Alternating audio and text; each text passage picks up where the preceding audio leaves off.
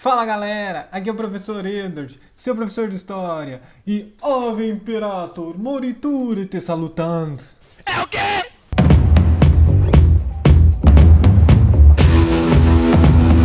Ou Ave César, aqueles que estão prestes a morrer o saúdam. Essa era um grito de batalha muito comum entre os soldados do Império Romano. César, pessoal, é o título que o imperador romano recebia. Vem de um dos primeiros imperadores, o Júlio César. Júlio César foi o cara que fundou o Império Romano e fez a passagem de uma república para o Império. O Império Romano dominou toda a Europa, foi o maior império da antiguidade, basicamente construiu a cultura europeia que nós conhecemos hoje. Então aqui só para ter uma ideia, né, do que foi o Império Romano no mapa. Essa daqui é a Europa, uma parte da África e uma parte do Oriente Médio ali, né, pessoal? Tudo isso daqui em amarelo que aparece aí para vocês era o Império Romano. Ou seja, ele dominou aqui, ó, onde era a Grécia, que a gente estudou na aula passada, uma parte de onde era que é a Mesopotâmia, ó, lembra das primeiras aulas lá sobre a Mesopotâmia, onde é a Síria, a Judéia, lá onde Jesus Cristo nasceu, aqui o norte da África, o Egito Antigo, surgindo aqui na Península Itálica, a cidade de Roma, a capital, né, Roma. A Península Ibérica, onde hoje é Portugal e Espanha, Portugal que vai colonizar o Brasil depois, a Britânia, onde hoje é a Inglaterra. Então toda a Europa foi dominada pelo Império Romano, com um exército muito forte e espalhando a cultura romana por todo esse território. Isso é muito importante para nós porque nós falamos um idioma que vem do idioma falado na Península Itálica, o latim. O português que nós falamos é uma mistura deste latim com os povos que viviam aqui na Lusitânia, onde hoje é Portugal. Essa mistura do latim com o lusitanês criou, digamos assim, um latim vulgar, um latim menos rebuscado, que é o nosso português de hoje. Então toda essa região aqui vai sofrer influência não só do idioma, como do direito romano, as leis romanas, como dos hábitos romanos, as vestimentas. Eles também vão criar estradas por todo esse lugar aqui, vão conectar essas diferentes partes, que até então eram povos que viviam muito separados entre si, não tinham muito contato, não tinham uma cultura bem desenvolvida, vão ser todos abarcados pelo Império Romano. Mas o Império Romano não foi só império, na verdade ele começou com uma monarquia, lá em 753 a.C., ou seja, mais ou menos 2.700 anos atrás. Uma monarquia, pessoal, é um governo que tem um rei que manda em tudo. Porém, essa monarquia vai se desenvolver a ponto que as pessoas vão querer também ditar os rumos do governo. Então vai se criar um novo estilo de governo, também influenciado pela democracia grega, que eles viam ali do ladinho. Se vocês repararam ali no mapa, a Itália, onde é Roma, e a Grécia são duas penínsulas, uma do lado da outra. Então elas se influenciavam muito naquele comércio que eu falei para vocês, que existia no Mediterrâneo. E a questão da democracia grega, principalmente da cidade de Atenas, que era muito forte, vai influenciar esses romanos que vão criar a república. Esse nome república vem de res publica, ou coisa do povo em latim, onde o povo tinha eleições e eles conseguiam governar, conseguiam cargos de governo. Esse poder político era dividido entre as pessoas tanto comuns quanto aquelas da elite.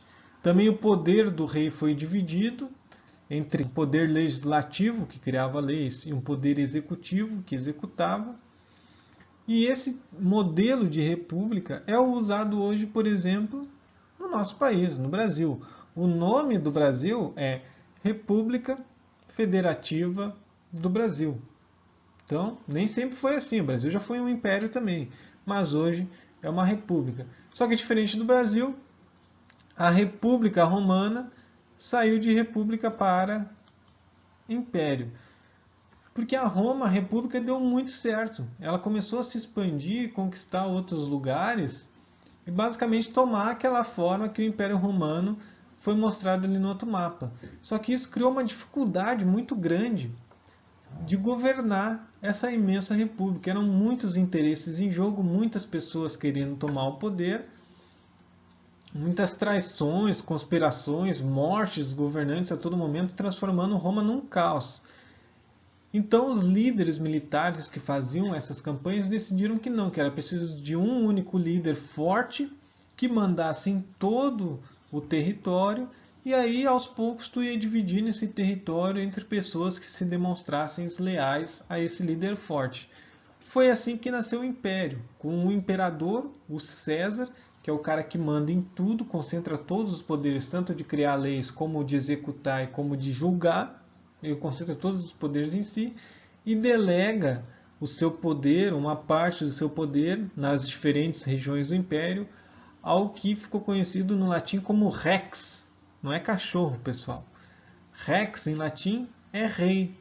Isso, o rei que vocês vêem na história de Contos de Fadas, essa figura surgiu no Império Romano como uma força menor que o imperador, mas mesmo assim um governante da sua região que era leal ao imperador. O imperador, né, então, César, uma figura muito forte, retratado em esculturas, ele era considerado um deus, ou seja, uma força divina, então ele não era qualquer um, e ele poderia escolher também o seu sucessor, ou seja, quando ele morresse, quem iria para o lugar dele.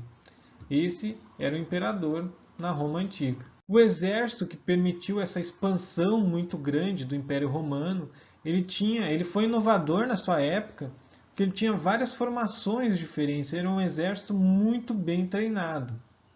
E também Roma tinha uma marinha muito forte, navios com uma potência de batalha muito impressionante que dominaram todo o mar Mediterrâneo.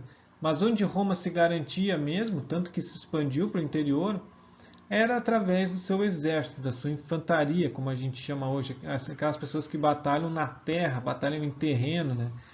E eles tinham várias dessas formações que não davam chance para os adversários, tanto em questão de defesa quanto em questão de ataque. Vocês podem perceber aqui, por exemplo, nessa formação, que não tem nem como tu atacar pela frente, porque tem muitos escudos, nem pelo alto, com flechas, com pedras, com outros tipos de objetos, porque também tem escudos por cima.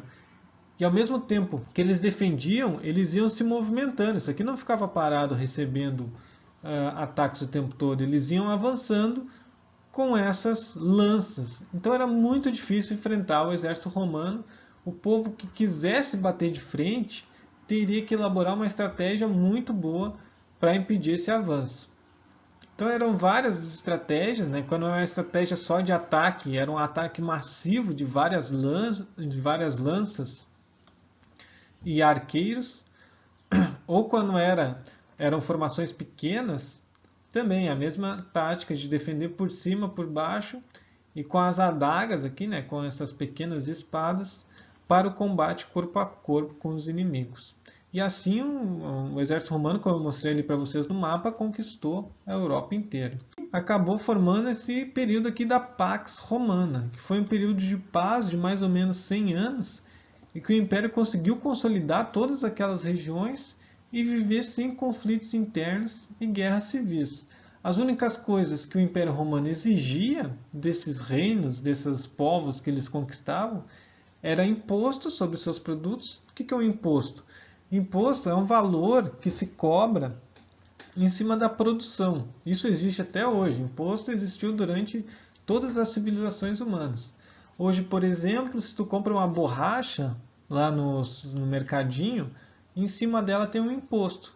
Esse valor de imposto na borracha vai para o governo central, governo federal, que vai ser revertido em estradas, em escolas, em saúde pública. E no caso de Roma não era diferente. Esses impostos eram revertidos para Roma, às vezes eles eram pagos em gêneros alimentícios, então o cara dava uma parte da produção do que quer que seja que ele produzisse, ia para Roma, ou se ele tinha moedas em ouro, ele dava essas moedas em forma de pagamento. Isso durou mais ou menos 100 anos, até que depois o Império Romano começou a entrar em decadência, que é uma questão que a gente vai estudar depois. E a Pax Romana também era principalmente mantida pela aculturação desses povos, ou seja, imprimiu o latim como a língua oficial de todo o Império. E aí foi ocorrendo essa fusão de várias línguas com o latim que deu surgimento ao francês, ao espanhol, ao português, ao italiano atual, ou seja, vários idiomas que são muito comuns hoje em dia. Mas, apesar do processo de aculturação, se o cidadão quisesse se tornar um membro do império, era só ele respeitar as leis e pronto. Então, qualquer povo era aceito no Império Romano. Isso permitia que muitas guerras fossem evitadas, porque geralmente o império, quando ele se expande, ele acaba com aquele povo, ele dizima, ele extermina o povo para colocar os seus cidadãos a morar lá. Não era o caso de Roma. Roma não é um lugar especialmente grande, a cidade de Roma. Ela tinha que, na verdade, incorporar esses novos povos para ter sim uma população que sustentasse toda aquela grandiosidade que era o império. Então ele precisava de mais cidadãos ao invés de exterminar. Isso acabou agradando esses povos que gostavam, preferiam se juntar ao Império Romano do que acabar exterminado por ele, já que não tinha como combatê-lo. Também a religião do Império Romano vai ser muito influenciada pela religião dos gregos antigos, aqueles vários deuses, os gregos politeístas, os romanos também vão ser, pelo menos durante boa parte do Império Romano. Então cada coisa tinha o seu deus e geralmente era algo copiado da Grécia Antiga. Então o principal deus dos romanos, Júpiter, na Grécia era Zeus.